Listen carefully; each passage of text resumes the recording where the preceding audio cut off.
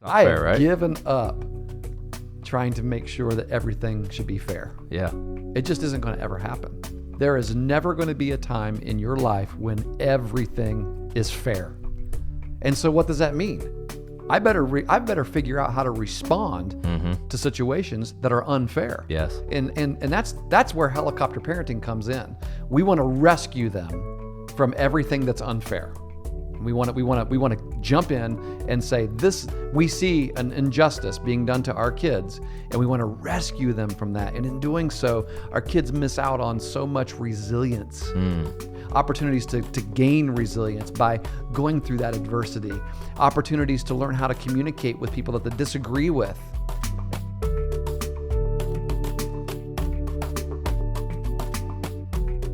When bad things happen to us in sports, it's not just a bad thing. It's an opportunity to grow. Yeah. And we can grow in a bunch of different ways. Yeah. When we fail or when things don't go our way, it's just an opportunity. And I hope that, as we go through this podcast, we share things like that more parents can hear that. 10 episodes. 1, 2, 3, 4, 5, 6, 7, 8, 9, 10. We have made it 10 episodes here on the Coaching Life podcast, and we are so grateful that you are still with us, that you are sharing the podcast with others. We have people from 18 different states that are listening. We have a number of people that are subscribing, and Pat and I are just ecstatic about that, because what that means is that this conversation is growing. That's all we ever wanted to have happen. And so just want to say thank you to you. And right now we're going to go ahead and get into episode 10, and it's a good one. So I hope you have a cup of coffee or a favorite beverage, and you're ready to go. Episode 10 begins right now. Welcome back, everyone. I'm Pat Martin with my friend Chris Stewart. Hi, Chris. How you doing? I'm doing well, Pat. Thank you.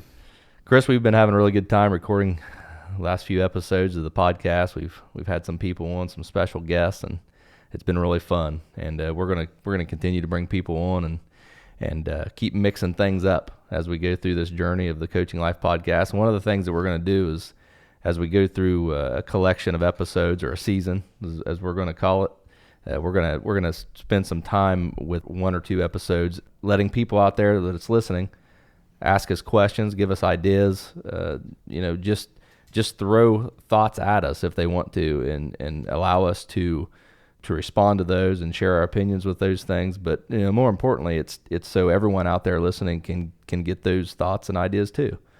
So, are you ready to get started on this episode? Oh yeah, this is episode 10. 10. So yeah. maybe that's what we'll do. Is every 10 episodes we'll pause and do a Q&A session or something like that. Okay, there we go. I'm not that makes saying sense. that's what we have to do. It just so happens that this is episode 10. So. It is number Yeah. 10. Awesome. It is number 10. So we had someone reach out to us, and they gave us a lot of content, and it was a lot of stuff that we think we can talk about probably for a long time, probably for longer than our 40-minute self-imposed limit that we've set here. But it was one person, but the content that they provided is probably relatable to every person who is listening to this podcast in Sure. some way, whether you be a coach, a parent, or a player. And that's probably covering almost everybody. I doubt if there's very many people still listening to us at episode 10 who have no interest in sports. Maybe, I don't know. Yeah, we talk about a few other leadership things, but for the most part, we've been talking sports here. Right. Yeah, So. I'd agree with that. Yeah. But anyways, the first topic that came up, this the person brought to us, was the topic of helicopter parents. I think you can define that in a couple different ways. From a coaching perspective, as a coach, you have an idea. When I say helicopter parents, that type of parent probably pops into your mind. You almost don't need a definition. It's like the judge that was asked about pornography. I can't define what it is, but I know what it is when I see it. Right. Sometimes you may not necessarily need a definition for helicopter parents, but you could probably think of faces probably pop in your mind. Yeah, right. Or conversations. And they just seem to do certain things that just make you shake your head. Yeah. It's a big issue with college students. You and I both working with, on a college campus and seeing this happen, and me having taken 2 kids to college. Right. It's real easy to see this happen, but I know that there's a lot of orientation conversations between college staff members and parents in the parent sessions about being careful to not be a helicopter parent.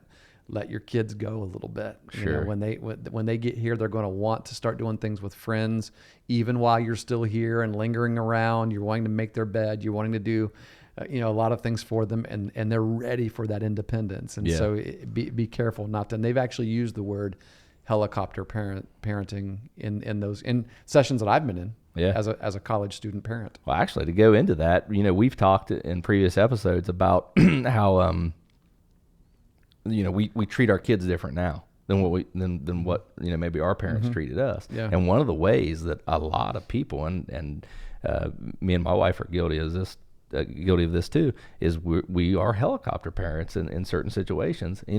Here's an idea. Here's a concept. 30 years ago, parents didn't watch practices, right? I've had a lot of people tell me that. Like, kids were like, my parents didn't stay and watch me practice. Yeah. But now, my mom had no desire to watch a practice. Why she had would so she? many other things going on that she wanted to do. Yeah. Yeah.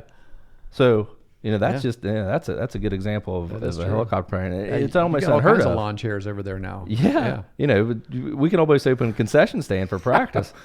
Man, that's a good idea. That is a good idea. Yeah. Well, where's that been? But so that's one thing. But they normally do certain things. Yeah.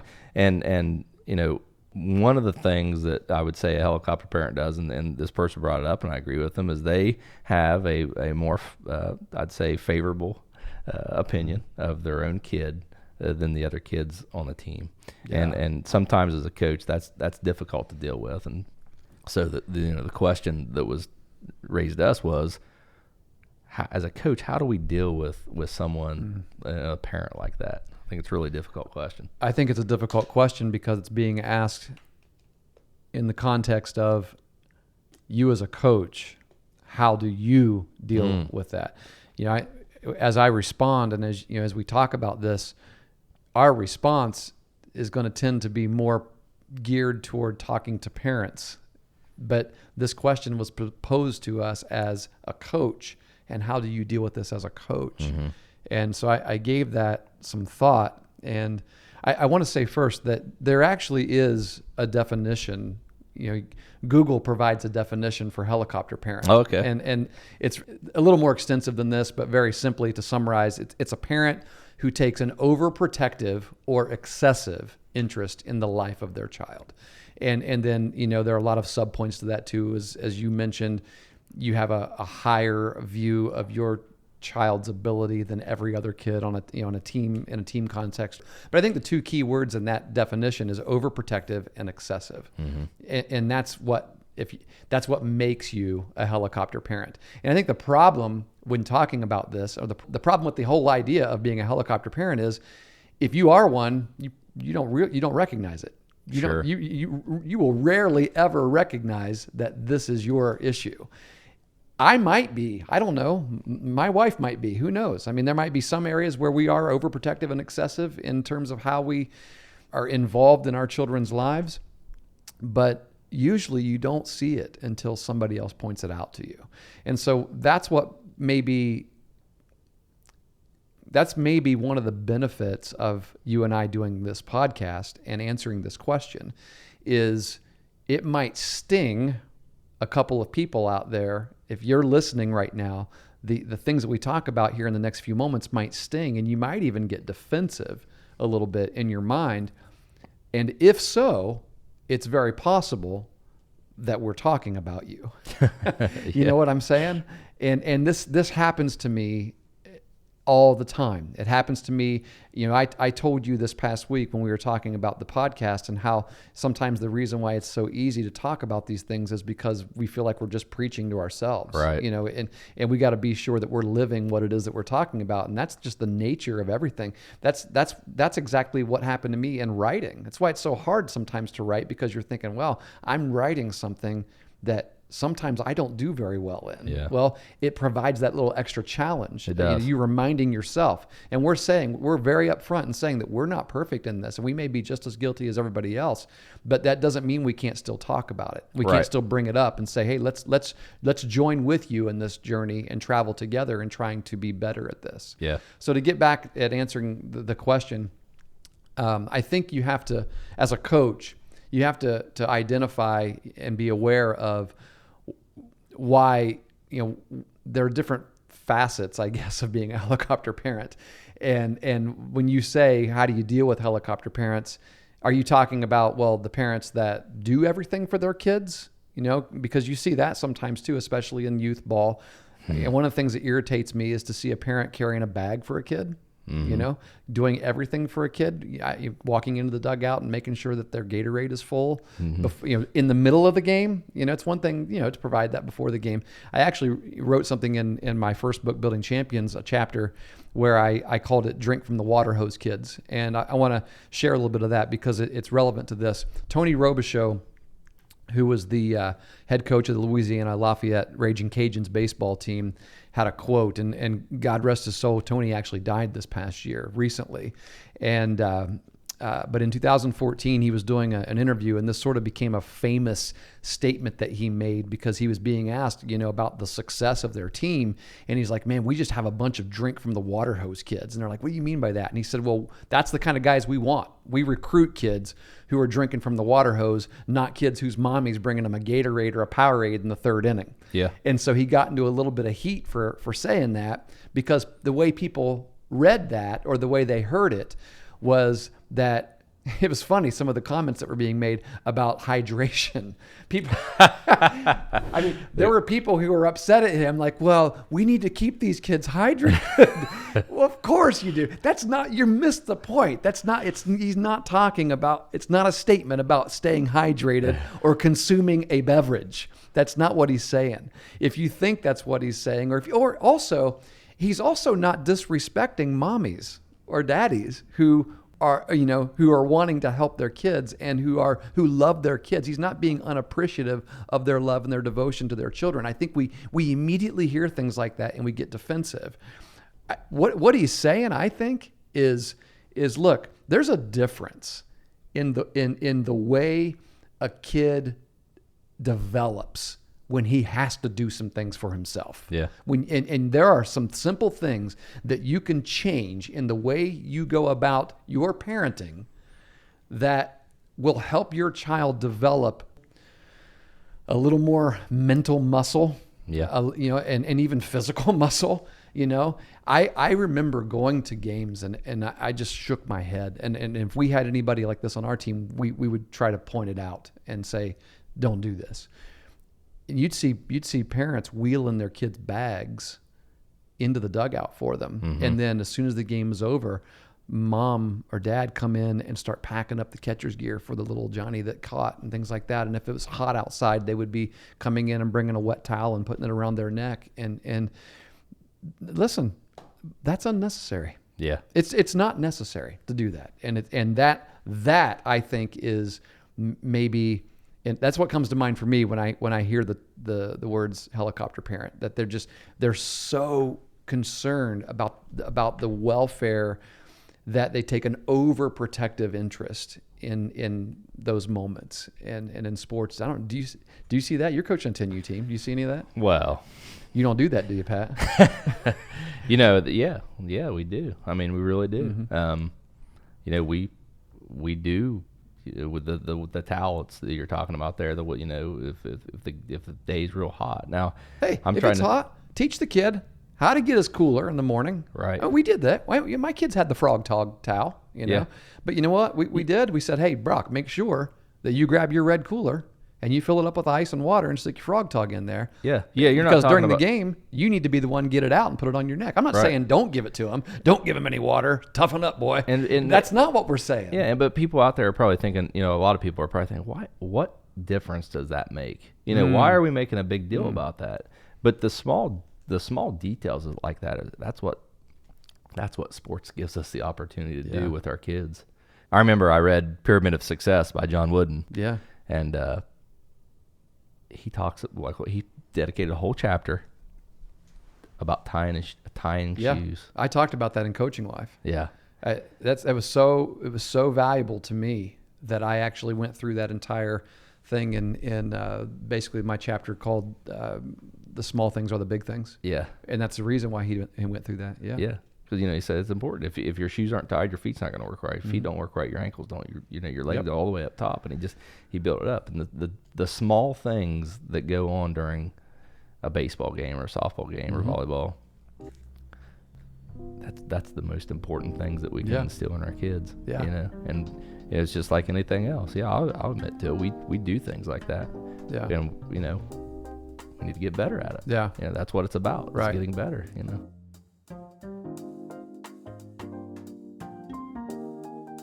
So as a coach, one thing that comes to mind in how you can maybe help with this.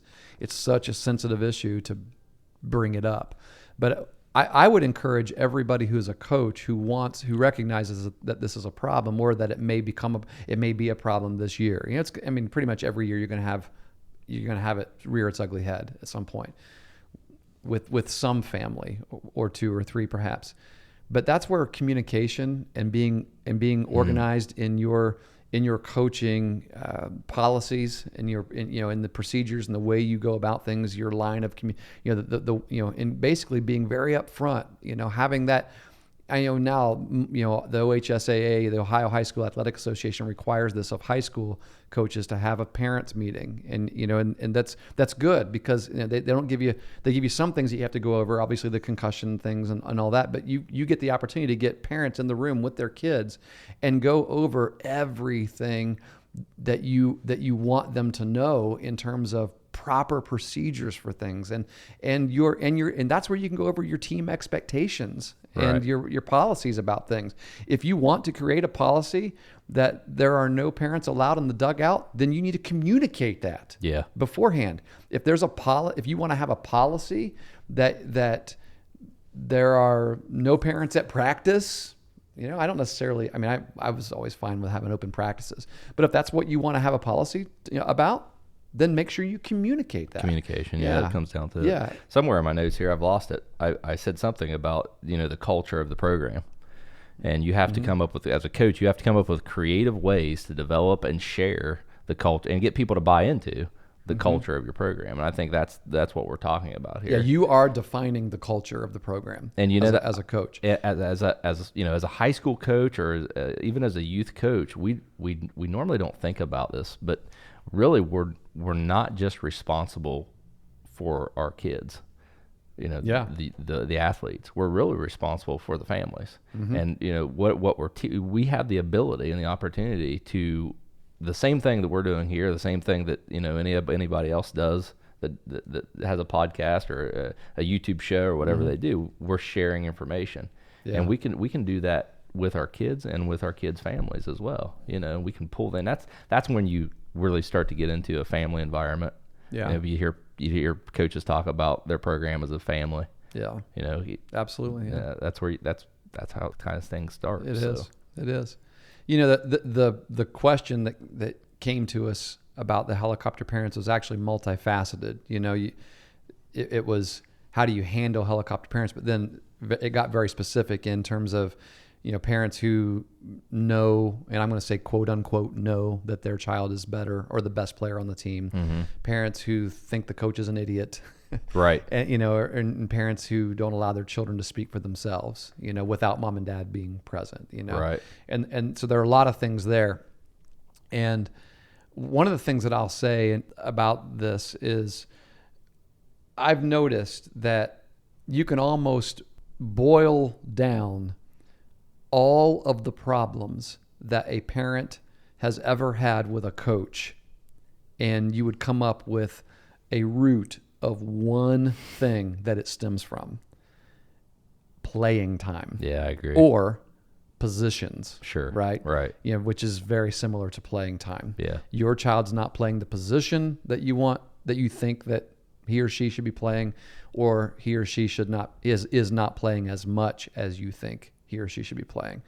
And there may be a lot of other things that are issues that, I think as soon as I say that, people may say, no, there are a lot of other reasons why I get upset at our coach. And that may be true. But I think if we're really honest with ourselves, the majority of the time when parents who are content with their child's playing time usually will be the ones that extend the coach a little more grace. Yeah. And that'll be the parents that usually will sometimes step back while the conversations are happening about, the complaining's happening about the coach, or they may even step in and defend the coach. And if you hear that and you look and see who that is, it's usually someone whose child is playing a lot, and that child is playing the position that their parent usually. And whenever you have that happen with someone whose child sits the bench a lot, that's phenomenal. If someone defends the coach and extends the coach a lot of grace and their child is not playing a lot, I think that's when you have a parent who gets it, who understands that there's a lot more value in their child's participation in this athletic endeavor than just being on the court or just being on the field. Absolutely. But when you break it all down, people think coach is an idiot because they're not putting the kids in the right position or they're not playing the right kids. And they're complaining a lot because of a lot of times it stems from playing time. They may not talk about playing time directly, but I really think that a lot of it stems from playing time. I'd agree with you. And I would say, maybe I wouldn't say they're idiots, but, maybe they're not great coaches. Mm-hmm. Yeah, we're definitely not saying that some coaches have poor judgment. But so what? Yeah. I probably have had poor judgment. Right. Well, definitely I have. But what do we do in that situation? Our kids are going to find themselves in situations in life where they're going to be working with people that aren't great at their job, that don't want to do their job. They're going to be working for people that we may end up working for someone that we are better at their job than they are. Yeah. But what do we do in those situations? Right. We got to figure it out. Doesn't seem fair, does it? Hey, right. It's not. But hey, life's not fair, right? I have given up trying to make sure that everything should be fair. Yeah. It just isn't going to ever happen. It's never going. There is never going to be a time in your life when everything is fair. And so, what does that mean? I better figure out how to respond to situations that are unfair. Yes. And that's where helicopter parenting comes in. We want to rescue them from everything that's unfair.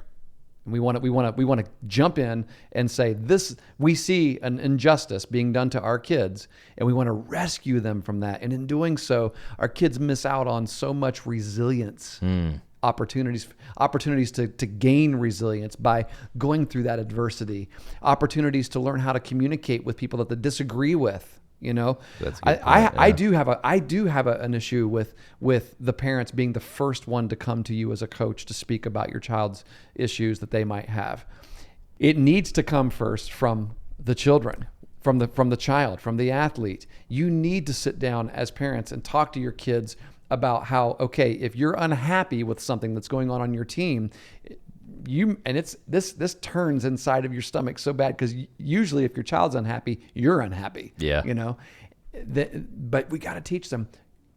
You go and communicate that. Yeah. And we can coach them up on how to do that and everything, but let them do it. The coach, for one, is going to appreciate that so much more, having that conversation with the child alone. I'm not saying there's never a time for you to go with the child, but that first conversation, you need to make sure that's it's your child doing it. And when I'm saying children, I'm talking about kids. I'm thinking, in my mind, I'm thinking junior high and above. Yeah. Junior high level sports and above. It's a little different when you're talking about youth sports sometimes, I think. If it's, even though those lessons are good to teach to young kids too. Right. So, you're smiling. Go ahead. I'll let you get a word in here. Smiling because I think I know why that doesn't normally happen that way. All right. I don't think that conversation normally takes place between the parent and the child. Ooh, you bring up a whole nother point there. So Right. are you saying that sometimes the child may actually be understanding of their role on the team more than the parent is? I would say that, or just okay with it. And they may not actually have the issue. It may be more of the parent's issue. Exactly. And so if mom and dad were to go to the child and say, hey, you need to go and speak to your coach about this, the child may in the back of their mind think, I don't really want to. Exactly. I understand that I'm not playing as much as I, but I understand there's a better shortstop than me. Yeah. And so I'm playing the position I should be playing. Yeah. Because listen, here's what it comes down to. And we can say this on behalf of coaches, and I know every coach out there is going to go, amen. And it needs to be said. I don't care who you are as a coach. If you're coaching a bitty league basketball team with a bunch of 6-year-olds on it, or if you're coaching a college softball team with 18 to 23-year-olds on it, every coach that I have ever met wants to win the game. Right. They want to win the game. If they don't, I would like to meet. I don't know. I don't know who that person would be. I don't know. I mean, maybe, I think you're going to run into people that say, winning isn't the priority to them long term. But when you're in the moment, yeah, long term certainly not. But you're never going to make out a lineup in any competitive atmosphere, any competitive sport that isn't a lineup that you think gives your team the best chance to win. And that's really what it comes down to. It comes down to that coach's opinion about the 9 players, 5 players, 11 players, however many players, what gives us the best chance to win that game on that day. And it could change from day to day, depending on the matchup, depending on players who are injured or sick, or players who are not available, players who have played too much the day before. There are a lot of variables that could change it from day to day. But every single day when a lineup is made, it's going to be made based on what that coach feels like gives their team the best chance to win. And so the problem then becomes we get offended when our child is left out of that lineup. Right. Because that means he or she doesn't give the team the best chance to win today. Yeah. Or they're it's like you said, they're playing a different position. Mm-hmm. Maybe they're playing, they get stuck in right field. Yeah. And right field is traditionally the spot where people think that the worst player plays, Best arm has to play out there. Well, if anyone knows, if they've been through it, they've experienced it, that changes drastically. Every year you get older. Oh yeah. So your most athletic kids are going to be in the outfield as you get older. Parents just need to understand that. Right. That's something I always went over when I had my. That was part of your parents' meeting. It was. Yeah, it was from 10 years old on. I mean, when we had parents meeting every preseason, and this is the kind of stuff we went over.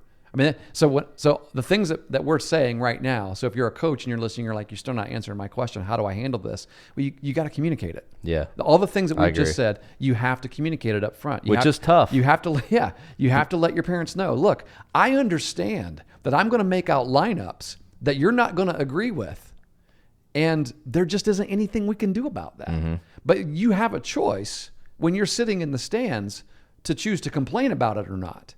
And I'm just asking you to don't do that. I'm asking you, and I actually was very intentional about saying this, and I still am. Any chance I get to speak up at a coaches meeting, because I still help out with teams. And what I like to say to people who are parents, it's a challenge that I like to give to them. And I actually present this as a challenge in my book, Coaching Life, in chapter 18 on playing time. I have these coachable moments at the end of the chapters.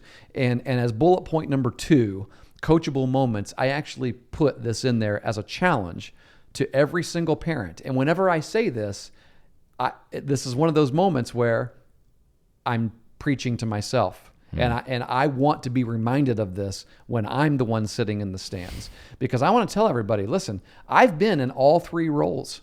I've been the player, I've been the coach, and I've been the parent. And I've understood this issue from all 3 roles. And people they may tend to think that, well, my kids have always played as much as I thought they should. Not true. Yeah. I've had to deal with the inner turmoil as well. I've had to come to grips with the fact that maybe today my child doesn't give the team the best chance to win. Now, I'm okay with that. But what I do is I try to pull my child aside and say, listen, whatever your role is, you be the best at it. That's great. If you're holding a chart in your hand, then you be the best daggone chart keeper that team has ever seen. Yeah. People probably think that's cliche as you're saying it, but it's so real. It is real. And I don't know, there was an article that came out after the Patriots won the Super Bowl this year. Yeah. And it was about the most important player on the Patriots team. Mm-hmm. And it was about, everyone's out there saying Tom Brady. It was about Brian Hoyer, who was the backup quarterback for the Patriots, because what he did in practice, he learned I can't even remember who the Patriots beat. Who did they beat? Jeez. This year? Yeah, who'd they beat? The Rams. They played the Rams. You're mixing up all the different Patriot Super Bowl wins from year to year. Yeah, they played the Rams. Yeah. And he learned the Rams offense so well, and he learned Jared Goff's tendencies so well that there was a point in practice when the Patriots defense did something. You know, they went with a certain coverage. The cornerbacks did they used a certain technique, and Brian Hoyer beat him.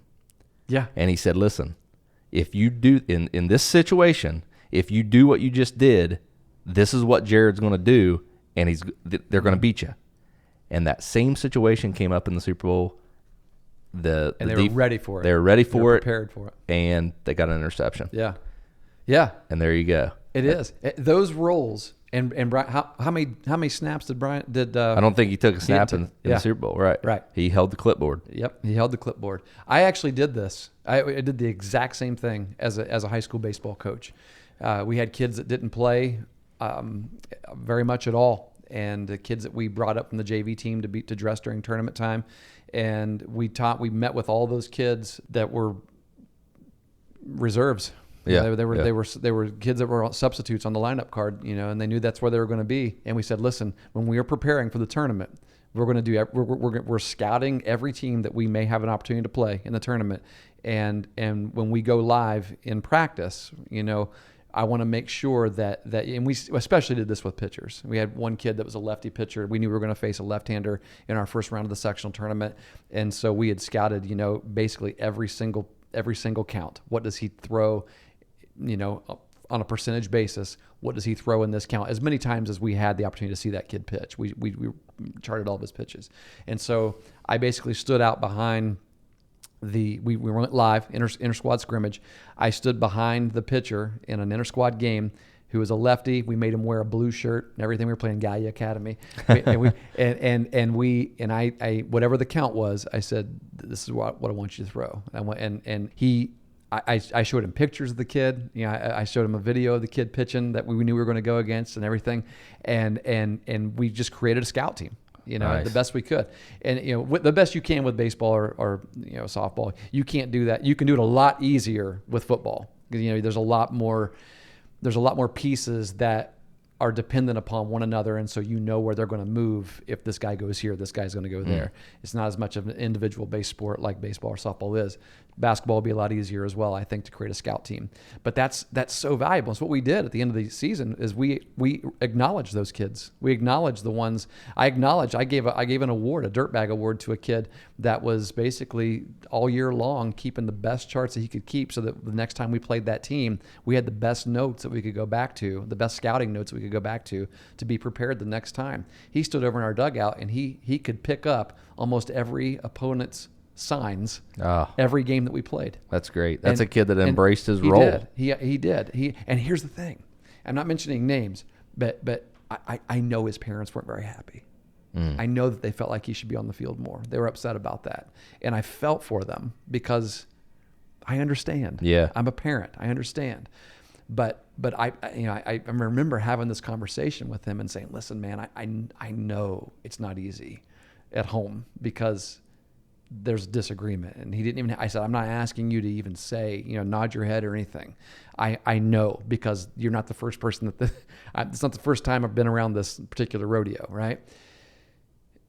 Just keep at it, because your team loves you. And I said, do you love your team? He's like, oh, heck yeah. I mean, this kid gave 100% every practice.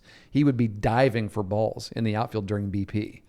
And I said, what you don't understand is your effort. I said, maybe you do understand it, and that's why you do it. But your effort every single day is seen by the guys that are playing, and it reminds them, I need to have that kind of effort. Yeah. If this kid that never gets in the game is given that kind of effort, I need to have that kind of effort. And that's the kind of thing that I actually talked about in our postseason banquet and highlighted it. I highlighted it probably more than I did our award winners, our all district kids and things like that, because people need to understand that the greatest value in being part of a team is learning how to be a great teammate. Right. And that doesn't have anything to do with playing time. Yeah, and we've talked about that the last two. Actually, Brock was on 2 episodes ago, and Coach Dunphy. And that was the thing, you know, from a recruiting perspective. Yeah. It's about team, you know, being what kind of teammate are you? What kind of person are you? But I would even go a step further than that and say that person that you're describing there, that's a winner. Oh, absolutely. And if I had a team, like if I had a, you know, if I was owned a business, I want that. Yes, I want that person on my Absolutely. team. And it doesn't really matter what. And I'll tell you this, I write recommendations, job recommendations, college recommendation letters, things like that, reference letters for these kids. I can't tell you how many I've written over the years. And I can distinctly remember this one person that we're talking about right now. And it was probably one of the most detailed recommendation letters I've written because I told those kinds of stories. Yeah. And I said, listen, if there's anybody that I've ever coached that I would want as part of my business or as part of my school when I was writing the college recommendation letter, it's this kid right here. Absolutely. Hire him. Yes, because definitely. he's going to give you 100% regardless of what his role is. He's going to love it. He's going to embrace it and love it, and he's going to be successful. And then eventually one day he's going to reap rewards because he's going to have a role that he really wants. Yeah, exactly. Yeah. I just hope that, you know, the parents saw a little bit of that because, man, They did. how they they did. should have been so proud. I got thanked. I should be sure to say that because I knew that it was hard for Yeah. them during the season. But afterwards, and even to this day, they thank me still. That's to this so day. great. And that's a great success story for me. I mean, that gives me chills just talking about it. It gives. because- I've got goosebumps. Yeah, because it doesn't always happen like that. No. But I'm telling you, to come back to the coaches, how do you handle that? Sometimes you just got to recognize it's gonna hurt. Mm-hmm. And you got to understand that it's gonna hurt. You're never gonna be able to avoid all of those kinds of conflicts.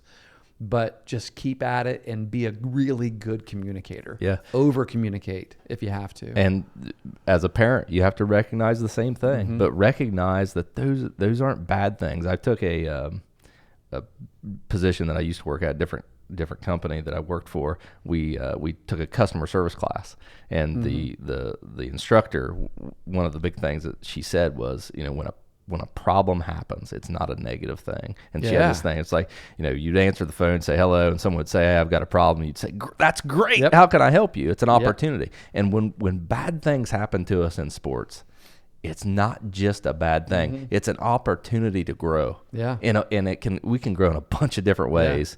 When we fail or when things don't go our way, it's just an opportunity. And I hope that my hope is that, you know, as we go through this podcast, we share things like that more parents can hear that, because I don't think parents have the ability or, you know, the know-how or just understanding that it is important for them to, you know, to learn and to study and figure out these types of things that, you know, it makes so much sense. We said that in the very first episode, you know, who coaches the parents, who coaches the coaches even, you know, Right. I mean, one of the goals of this podcast is to help be that, you know, the kids get all the coaching in the seasons when we play our sports seasons, and you get one parent meeting and then that's it.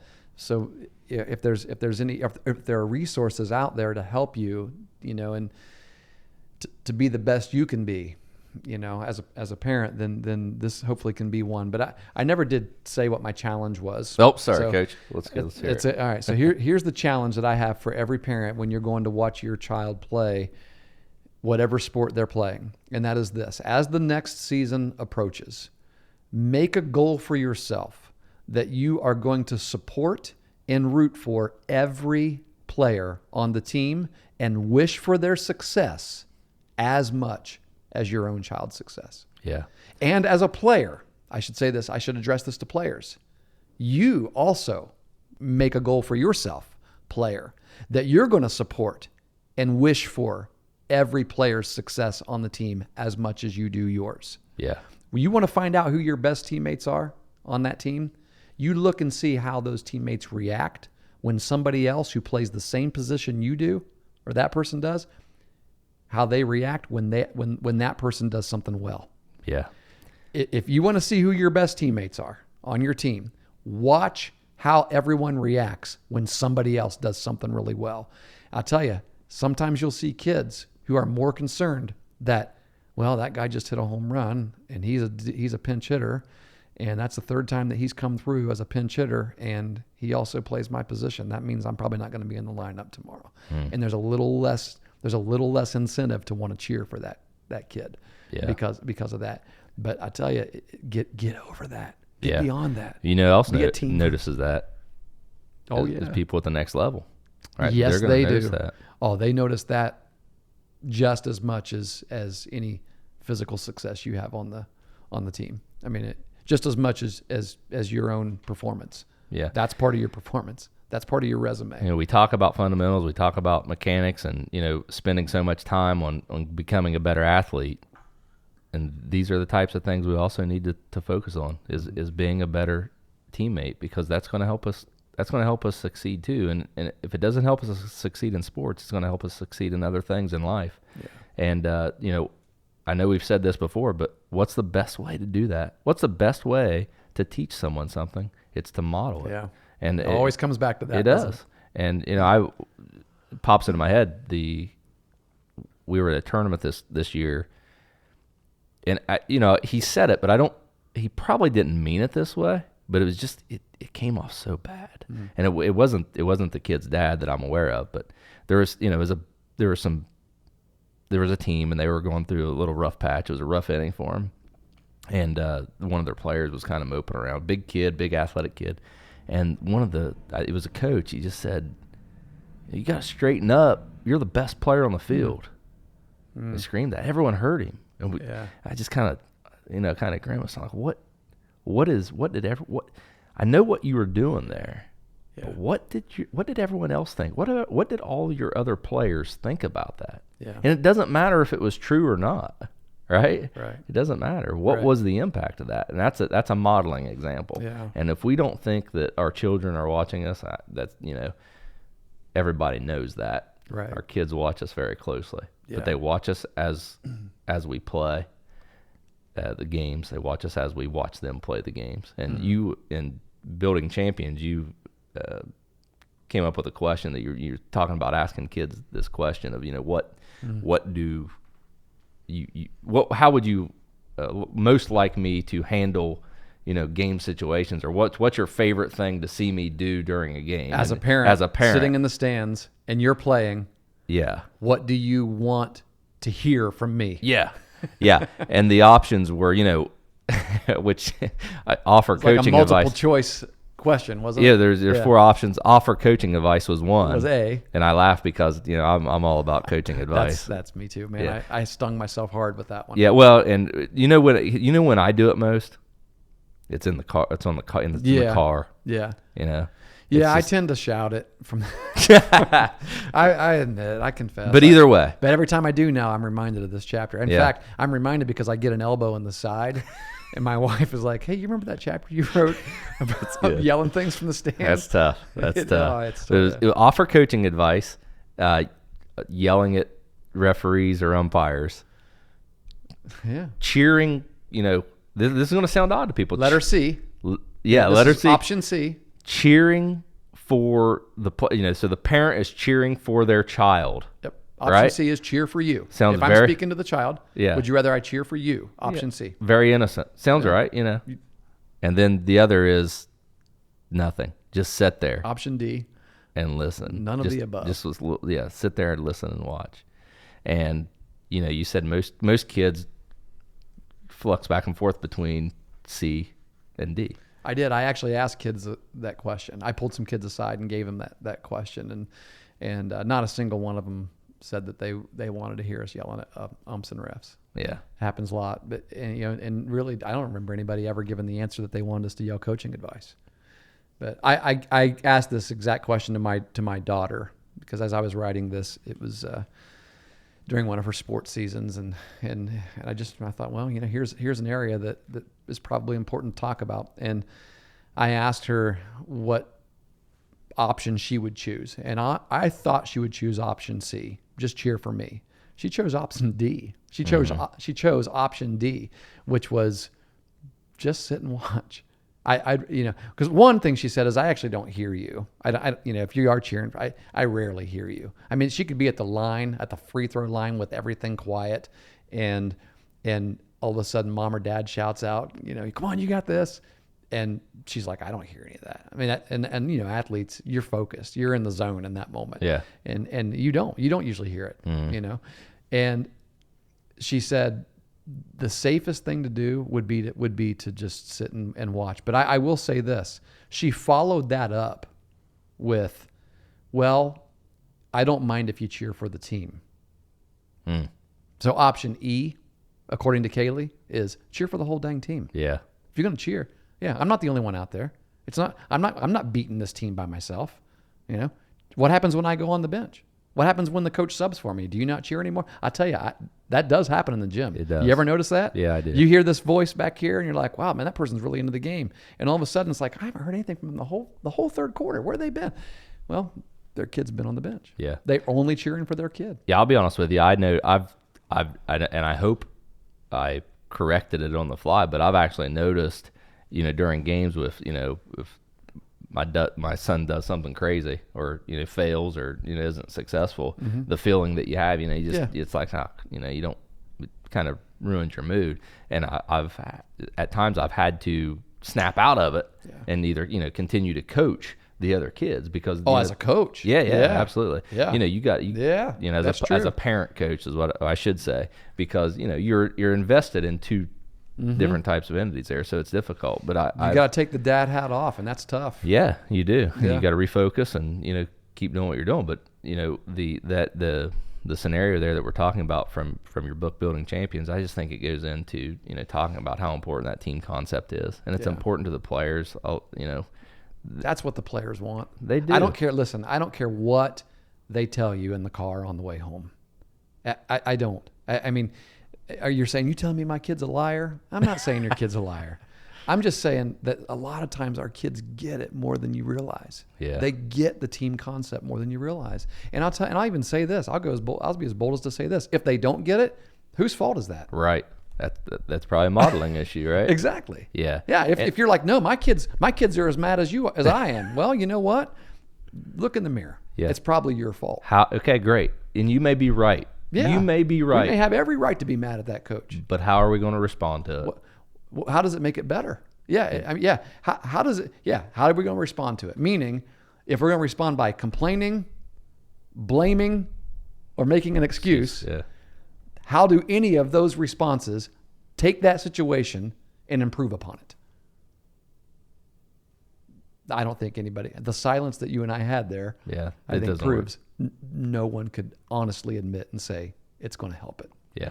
So, well, we that kind of went differently than what we thought it was going to. We covered some topics, but it did kind of talked our way into a different path and where we were going. But I think if the person who asked this question listens, that they might say, yeah, I think they answered one of my questions. Yeah, maybe you're right. I don't know. But answered some questions they didn't actually have. It gives us an opportunity to talk about the different things that maybe was brought up on a different episode. So, but good talk. We'll come back and do this again. That's kind of fun. I mean, obviously, when we take questions from listeners, we're not going to be able to get through very many of them. Right. Yeah, sure. In a 35 to 40 minute time span. But definitely, if you have anything out there, any topics that you want us to talk about, bring guests on, talk about, we definitely want to hear what your thoughts are on that. We want you to participate. We want you to be a part of this. And like we say, we want you to join our discussion. So thanks for listening.